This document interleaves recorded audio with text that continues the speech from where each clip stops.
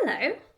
So I had a client this morning, welcome to my office space, who cancelled our call. Things came up, which gave me a little bit of time to jump on. And I actually woke up to a load of realisation that it's Mental Health Awareness Week here in the UK. And my whole business started because of Mental Health Awareness Week, almost 10 years ago now. And I always struggle in this week because I reject the fact that mental health should only be spoken about once a year. And so when it rolls round, and for me, it'll happen twice a year because of Australia and the UK, I sometimes post about it, sometimes I don't. I always have this sense of, am I jumping on a bandwagon of something that is and should be a 52-week conversation? This morning, however, I was like, I want to share something that I haven't before and I've avoided for a long time, which is my experience of anxiety and how that relates to my very recent diagnosis of ADHD, which I know, like, how many people are being diagnosed now? And that's not to diminish it, though, because this is unscripted, unplanned. But I think it might be helpful for others to hear my own experience around what it's been like to navigate that. In terms of anxiety, I am avoiding saying I have always experienced anxiety my entire life. I have been highly, highly anxious. Like, I don't know what it would, or I didn't know what it would be like and feel like not to feel anxious every single day without fail. Like, just a low level of just tension, and you could think of it as stress, but it's like this nagging, what have I not done? Like, it's just this nagging thing constantly that creates this feeling in me that is not lovely. We all know what anxiety feels like, and lots of people will experience it for maybe it's generalized anxiety disorder, and that had been me. And I had thought, okay, that's just going to be my experience of life. That's just how I'm wired, my functioning, all of those sorts of things. And that all could be true. A while back, Mia Friedman, who is the founder of a big media company in Australia called Mamma Mia, shared a post or a letter of her experience of finding out she had ADHD. And I read it in detail, and it was such a beautiful piece. And she was clearly really battling with the realization at such a late age in her life around it. And when I was reading and she was describing all of the symptoms, I had that where someone is describing your own experience, or so many of the things and the challenges that she was experiencing. I too was like, resonate with pretty much all of that. And this is a long time ago now. I can't remember, maybe it was 4 years ago. And that's my dog. I remember sending the article to my partner going, this actually really sounds like me. And I just was like, I'm really resonating with this. I then went on a little rabbit hole of doing so much research on it, finding out about ADHD and the different types and how it can show up different in females than males and later life, and how it can really look quite different in lots of different people, and how common it is for entrepreneurs, founders, creatives, that sort of fire energy brings something into the world. And I don't know, a month later, I was fully self-diagnosed. I was like, yep, that's it. And went to the doctors, said, I think this is what I'm experiencing, what steps, what do I do? They said, okay, you need to fill out a form. We'll leave that form at reception for you to come pick up.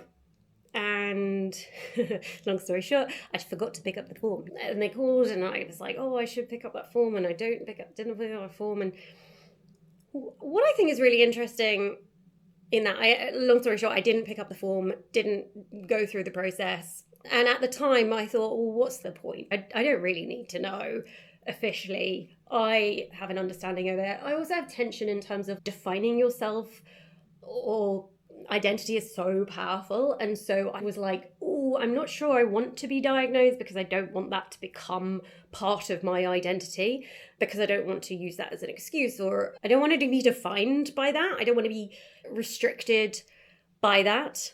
There's some lighting fun going on. Look how sunny it is. Here's my ADHD. So I didn't go do the form, and yet I was very sure, and not necessarily had a lot of skepticism at the beginning.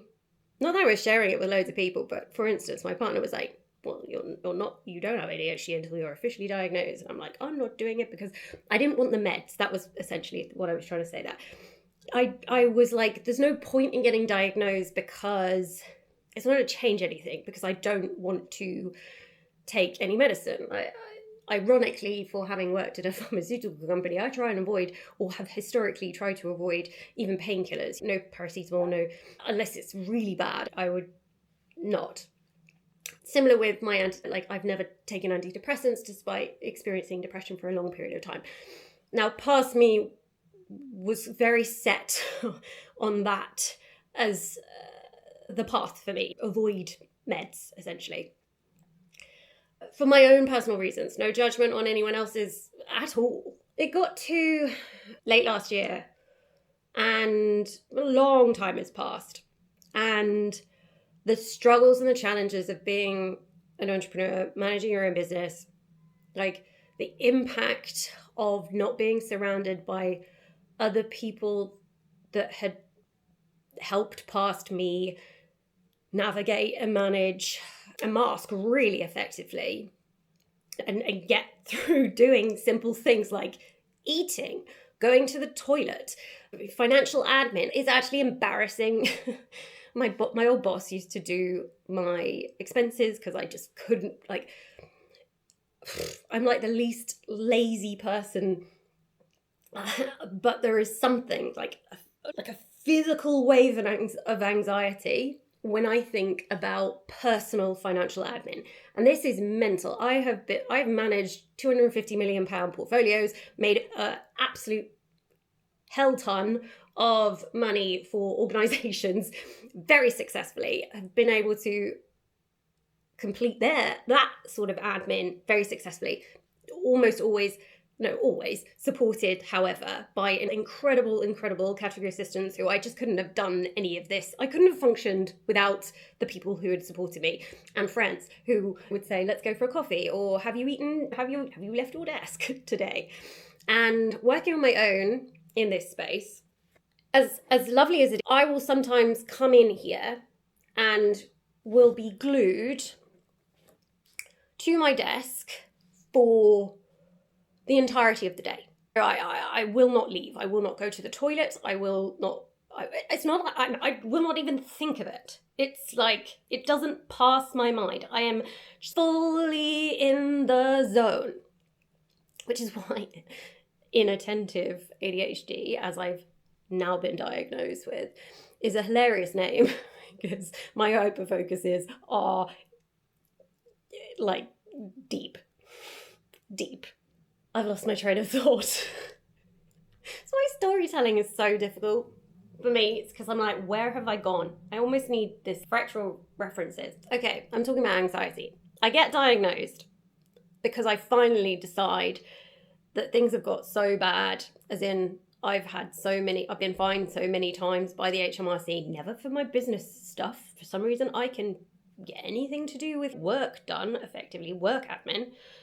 I think clients, when I reveal it to them, are often quite shocked because I'm so organised and planned and all that kind of stuff. It's all masking and it's all coping mechanisms to try and ensure that the chatter, or limit the amount of chatter. And if it's for someone else, I can get in there. But for me, particularly around financial admin, it's cost me thousands in fines to HMRC. And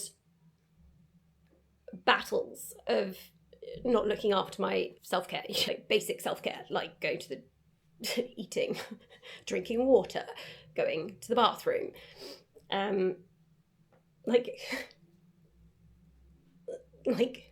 Sorry, I didn't actually expect myself to get upset with this. But the personal impact had huge, and it had just mounted and mounted and mounted, and I'd managed to, it was so much more difficult as a founder, working solo, particularly when my EA, who was full-time EA, when she was so good at helping me manage those sorts of things. She'd ask the right questions. Have you eaten today? Do you need to take a break? Without that, it had spiraled to a point where I was like, I would actually like to try meds to at least understand if that would work for me, which was a big step. Anyway, long story short, it takes quite a while to get diagnosed. Got diagnosed, I got prescribed the meds, and the experience of the first time I took the ADHD meds is, I'll never forget that experience of like it was like the noise inside my head suddenly went down. It was like is what my normal life experience, and it was suddenly quiet and calm, like when I go to yoga or I'm in meditation, which have all been really successful coping mechanisms for me. But you can't do yoga all day every day. But it was like this, just calm. And Otis, can we not? And the biggest change had been that I suddenly was able to see how to do things in order. So, and I'm talking about simple things like putting the dishes away, putting the bins out, putting a load of washing on, going to the bathroom, eating. Suddenly, if I had a meeting, let's say I have a coaching call at 2 p.m, I could basically do nothing until that thing had been done. And then afterwards, I would have forgotten all of that stuff anyway. So the basics, because I was like, I can't see, I've got this thing and this thing has to happen, and therefore nothing else could happen in between. And it would result in me down rabbit holes all day, creating amazing things. The amount, I wouldn't take my functioning away, because it makes me who I am. It makes unbelievably creative, and the output is super cool. However, the difference has been, oh no, I can do all of that, and I can be a little bit domestic. So yeah, it's still really early days. I often forget to take it, which is ironic. I'm still trying to get to understand what it looks like, but the whole experience has just given me perspective on what it would feel like to not feel anxious all the time, and empathy for other people who are probably neurodivergent and undiagnosed. And it's not that the diagnosis changes anything necessarily, but it has given me a lot more empathy for myself, or self-compassion.